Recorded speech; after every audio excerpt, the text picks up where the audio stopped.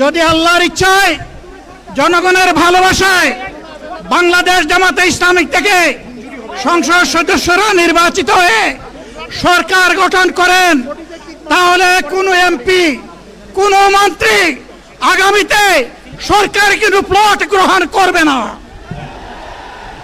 কোনো এমপি এবং কোনো মন্ত্রী ট্যাক্সবিহীন কোনো গাড়ি চড়বে না।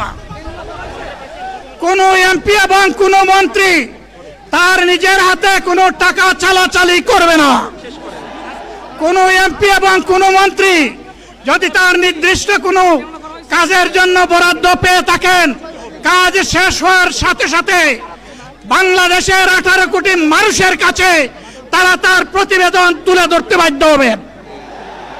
সম্মানিত বন্ধুগণ, চাঁদা আমরা নিব না, দুর্নীতি আমরা করব না।